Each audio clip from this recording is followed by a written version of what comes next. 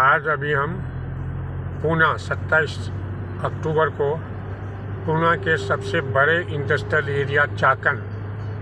में है, जहाँ की बड़े बड़े जितने भी इक्विपमेंट्स मशीन्स बन रहे हैं, महिंद्रा के हो, टाटा के हो और कई भी, और हज़ारों यहाँ पर उद्योग हैं। और ये देखिए, ये एक पहाड़ी एरिया था, पहाड़ है, और पहाड़ एरिया को बना करके गवर्नमेंट ने इसको इंडस्ट्रियल डेवलपमेंट अथॉरिटी ने बना करके यहाँ जितने भी देश में आप सोच सकते हैं वो बड़ी बड़ी इंडस्ट्रीज यहाँ लगी हुई है।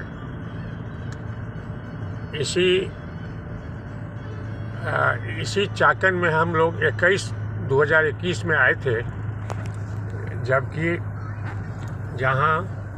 पूरे मिथिला के जितने भी विदेश में लोग देश विदेश के थे मैथिल, वह सब एकजुट होकर करके कोरोना महाकाल के बाद ये लगा जो कि और ख़राब स्थिति होगी, जो पहले ही से 60% गरीब है मिथिला का, तो सभी लोगों ने मिल करके एकजुट करके जो ललित बाबू अंतिम कड़ी थे मैथिल के, उनके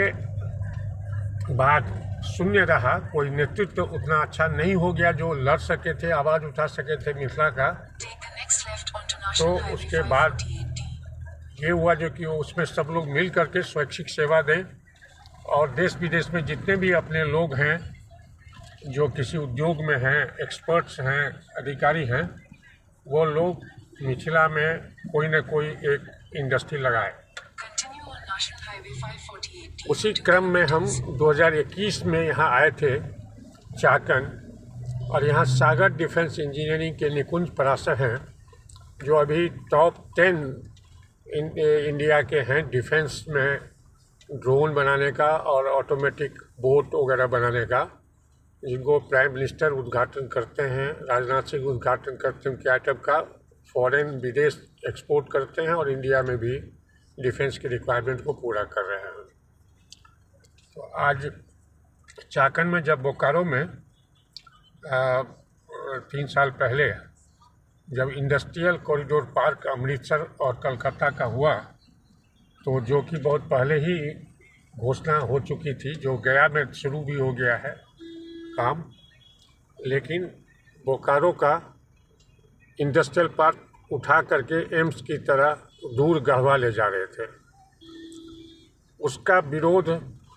सांसद और विधायक और सीएम सबसे हमने लिखा, पीएम से, लेकिन उसमें वहाँ की तैयारी हो रही थी, और फिर से हम लोगों ने उसको कड़ा विरोध किया, नियम के उल्लंघन करके ले जा रहे थे। तो उसी में हम लोग विरोध करने के बाद फाइनली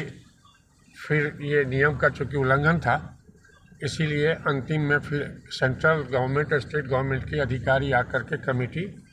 तय किया कि बोकारो में बनेगा। उसी समय में सांसद से भी कहा था जो कि अगर एक इंडस्ट्रियल एरिया बन जाए तो रोज़गार का यहाँ जितने विस्थापित हैं उतना ही नहीं, जैसे बोकारो स्टील हुआ तो रोज़गार नहीं मिलता था, ये मजदूर नहीं मिलते थे, एम्प्लॉय नहीं मिलते थे, इतना लाखों को रोज़गार व्यवसाय मिला। उसी तरह से एक इंडस्ट्रियल पार्क अगर हो जाता तो उसका होता, लेकिन ये दूर गढ़वा साजिश करके ले जा रहे थे राजनीतिक, और उसके मेरिट को दरकिनार कर रहे थे। तो आज अभी चूँकि भीड़ है और ये रोड पर जाम लग गया है इस इंडस्ट्रियल एरिया में,